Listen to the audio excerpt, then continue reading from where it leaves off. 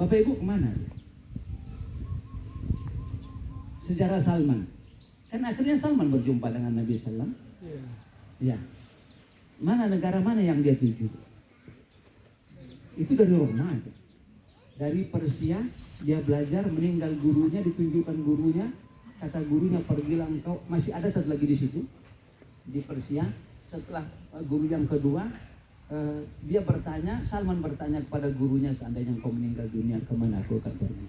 Kata gurunya, ya Salman, pergilah engkau ke Syam, Syria. Syria dia temukan di situ 2 orang guru. Nah, gurunya yang pertama di Syria begitu juga, karena generasi kita harus tua. Tua benar, mau meninggal ditanya lagi, ditunjukkan lagi. Tapi masih di Syria, di Syam. Nah, guru yang kedua di Syria ini, ketika ditanya oleh Salman, kemana lagi dia akan belajar, guru inilah menunjukkannya ke Roma. Bayangkan sampai Roma dia pergi. Roma, ibu kota Italia, pergi. Nah, dari Roma inilah, dari Romawi inilah, Salman akhirnya mencari satu kota yang banyak pohon kurmanya. Di kota tersebut kemudian diambil oleh 2 hamparan kota Tuhan yang luas. Di mana Bapak Ibu tempat ini? Madinah. Salman tidak tahu. Dia nanya. Yang penting lahirnya di Arab. Kemudian tempat Nabi ini berhijrah, alamnya seperti itu. Nanya. Setiap pedagang Arab datang ke Roma ditanya, di mana, ada nggak di tempat kalian? Alamnya seperti ini. Mereka mengatakan kami tak tahu apa semua. Terakhir orang Madinah, iya, itu kampung kami, daerah kami, kota kami, tempat tinggal kami. Kata Salman, aku mohon, aku mau ikut. Kata mereka, boleh, aku bayar. Salman dia jual kambingnya, namun kambing dia. Dijual kambingnya untuk bayar ongkos, dibawa sampai ke Madinah. Tapi sayang, Salman dijual, dibeli oleh orang Yahudi. Itulah cerita Salman jadi hamba sahayanya orang Yahudi. Tapi kan ketemu. Kota yang dituju oleh Salman, Madinah Al-Munawwar. Memang Madinah memang iya. Rupanya memang ada kurma di kota Madinah banyak ketika itu, iya. Kemudian diapit oleh 2 hamparan bebatuan yang luas, iya. Sebelah timur dan sebelah barat. Itu hamparan bebatuan yang luas itu. Mengapit kota Madinah. Sebelah selatan gunung, Ghir, tinggi. Jadi kalau umpamanya sini timur, sini barat, sini selatan. Ini hamparan bebatuan yang luas. Kemudian di sini juga begitu, hamparan batu yang luas. Terakhir hamparan ini tumpahan gunung berapi. Terakhir yang Gunung Merapi meletus sekitar tahun 600-an Hijriah, itu menambah lebar gitu ya, hampar batu yang luas. Terakhir gitu ya, jarak dengan kota Madinah sekitar 12 kilo. Nah, hamparan bebatuan yang luas ini agak melingkar ke sebelah utara. Ini timur, barat, utara, selatan. Ini juga agak melingkar. Sini Gunung Ghir yang tinggi. Di sudut sini ada sedikit yang terbuka, tapi di sini banyak pohon kurma dan pemukiman orang Yahudi. Di sini bebatuan yang luas, licin, tajam. Abu Sofyan tak bisa masuk dari sebelah barat. Tak bisa masuk. Tak sanggup, onta itu meniti beban, tak sanggup. Sebelah timur nggak sanggup juga, nggak bisa. Sebelah selatan gunung, panjatlah gunung. Nah itu, di sudut memang ada, tapi ini pemukiman. Sudah ada perjanjian, tapi kan berkhianat oleh Yahudi lalu kawan. Sebelah utara inilah yang digali kanal paret atas usulan Salman Al-Farisi. Panjang paret ini berkisar paling panjang 5 kilometer. Bayangkan 5 kilo itu sudah ketemu ujungnya. Sebelah utara. Jadi jalan masuk cuma sebelah utara saja. Jadi kan kota yang safety, luar biasa. Di zaman itu kota yang sungguh sangat safety, sangat aman. Musuh kalau menyerang kota Madinah sulit untuk masuk kota Madinah, sulit. Di antara sahabat yang berhijrah dari Makkah ke Madinah, disuruh dia naik onta oleh saudaranya, saudara sepupu atau paman atau apa, dia nggak mau, dia jalan kaki, jalan. Nah situ sampai Madinah, itu luka jempol kakinya berdarah karena terinjak kaki saja. Padahal ini jalan yang sudah memang biasa dilalui. Apalagi yang memang yang belum dilalui, silakan Bapak Ibu kalau ada yang umrah dari Makkah Madinah atau Madinah Makkah, tengoklah kiri kanan. Khusus masih kita di Madinah, bebatuan itu memang sudah dibersihkan, dibuat jalan. Kalau nggak bisa masuk.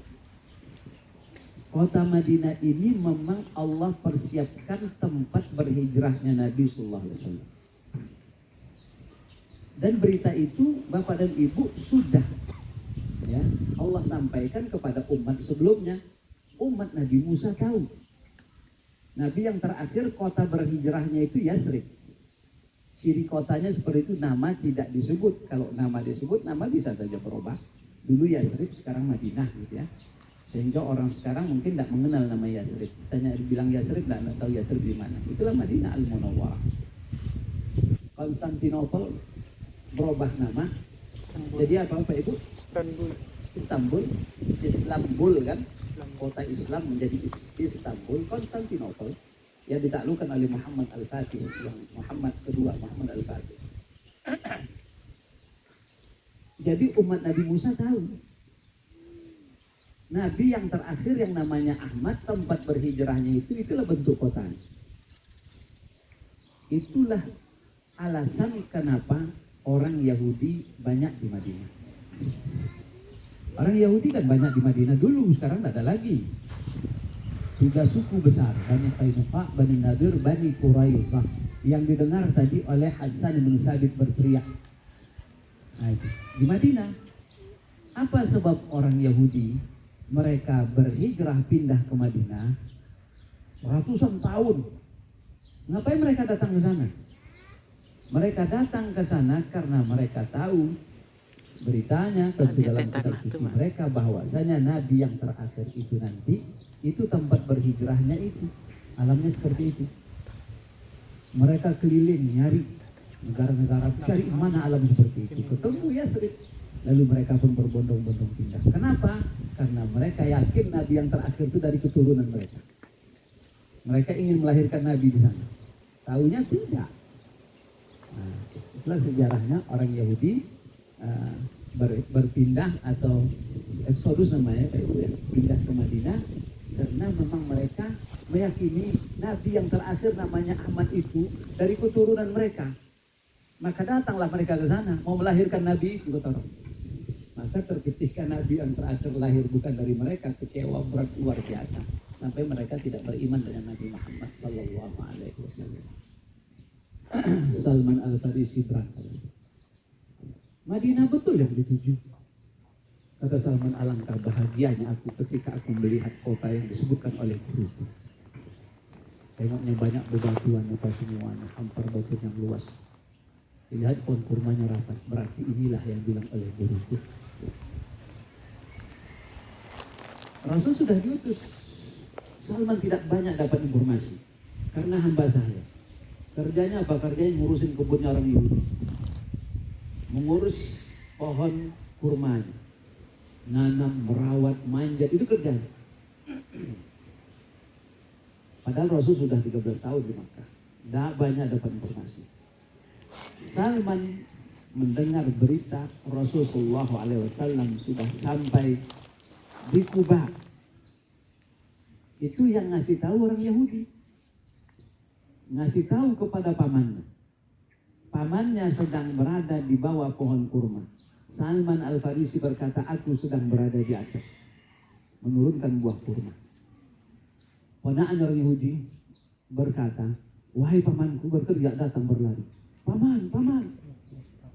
Nabinya orang Arab udah sampai di Kuba. Aku kata Salman gemetar. Gemetar kan? Nabi yang betul-betul dicarinya ingin bertemu. Bayangkan semangat belajar itu luar biasa. Luar biasa. Belajar dengan orang Nasrani, belajar dengan pastor, tapi yang dulu bukan yang sekarang. Yang dulu yang masih lurus agama. Nah, gurunya lah yang mengatakan bahwa Nabi yang terakhir itu sekarang ini waktunya diutus oleh Allah Subhanahu wa Ta'ala. Nah sekarang dia berjumpa gitu, dengar berita apa nggak gemetar di atas. Dia mengatakan hampir sakingan gemetar di atas, katanya hampir tidak aktif terjatuh, menimpah kuat di bawah. Hamba saya kan dengan Tuhan kan tidak banyak ngomong, nggak ada ngomong. Tapi dia turun ke bawah, dia langsung bertanya. Dia mengatakan Muhammad sudah sampai. Kan hebat. Aku langsung katanya ditempeleng, ditampar oleh Tuanku. Ditampar langsung. Apa urusanmu? Apa urusanmu? Kerjakan kerjaan. Salman berkata, aku lanjutkan pekerjaan. Sudah selesai pekerjaanku, sore hari aku langsung pergi. Nah, menjumpai Rasulullah SAW. Kita cerita Salman dulu, karena ada kaitan dengan cerita Hasan bin Sabit.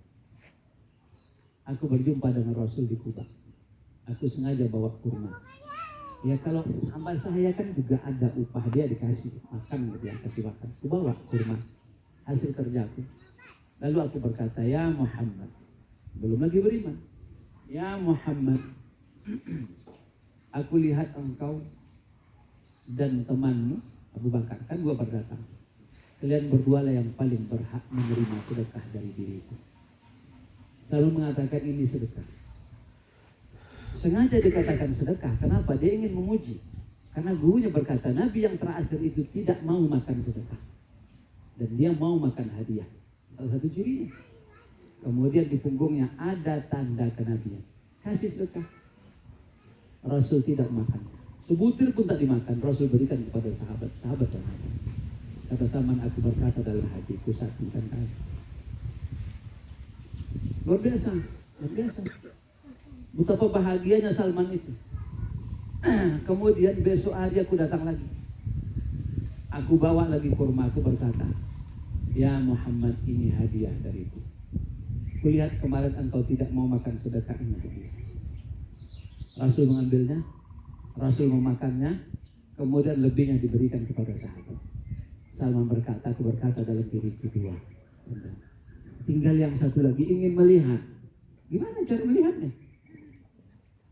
Orang di punggung Nabi Sallam, Rasulullah Sallam singkapkan seperti ini pakaian baju. Lalu Salman berkata, setelah itu Rasul pun datang nyampai ke Madinah. Belum lagi Salman beriman, belum lagi. Karena tanda yang terakhirnya dia bingung gimana caranya.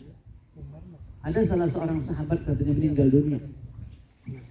Ketika sahabat ini dikuburkan, Rasul duduk ngumpul dengan sahabat. Tapi Bapak Ibu perlu kita cermati, bukan duduk di atas kuburan. Kalau duduk di atas kuburan Rasul larang. Lebih baik seseorang itu salam terbakar bajunya, kemudian terbakar kulitnya, ketimbang duduk di atas kuburan. Orang yang dibawa duduk di atas. Tidak boleh, tapi kalau kuburannya jauh kita duduk minggir, tidak apa-apa. Rasul duduk dengan sahabat. Aku pun duduk. Nah, itu. Aku pun duduk di belakang Rasulullah SAW, ingin melihat tanda tersebut. Gimana caranya? Nah, itu. Sepertinya Rasul tahu kalau aku ingin melihat itu. Lalu Rasul singkapkan bajunya. Singkapkan bajunya. Kalau orang Arab kan baju kayak ini dulu. Lalu aku lihatlah tanda itu ada di punggung baginda Sallallahu Alaihi Wasallam. Dan aku pun menangis. Rasul berkata, ya Salman, ta'al. Rasul berkata, sini. Salman pun menghadap Rasulullah Sallallahu Alaihi Wasallam. Aku pun mengucap dua kalimat syahadat.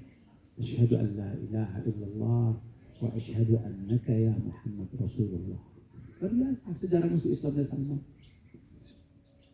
Hebat. Dari mana dapat informasi dan betul ketemu dan dia betul beriman, informasi dari mana? Dari gurunya, orang Nasrani yang masih lurus, yang masih betul memegang ajaran Nabi yang dibawa oleh Nabi Isa alaihissalam. Gurunya berkata, ya Salman, tidak lagi ada manusia yang ajarannya seperti kita saat ini. Aku tak tahu kata gurunya, tidak ada lagi. Padahal di Roma pusat Kristen. Tapi ya Salman, sekaranglah waktunya Nabi yang terakhir itu diutus. Kalau engkau bisa, pergilah cari.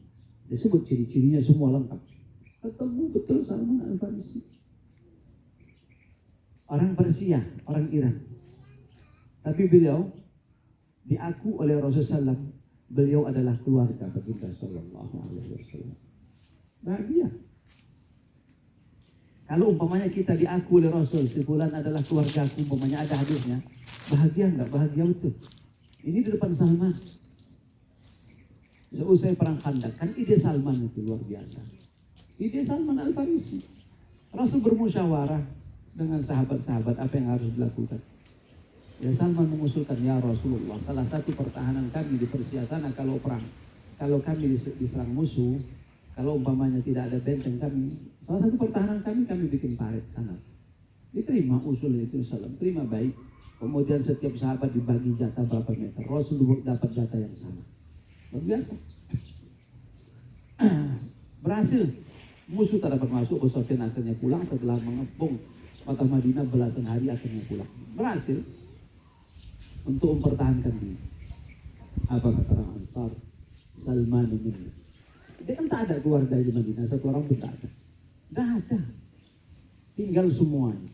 Orang tua tinggal, keluarga besar tinggal, apa semua tinggal. Tidak ada. Mencari keimanan, mencari ilmu. Salman minna, kata orang Ansar. Salman keluarga kami. Didengar oleh orang Muhajirin.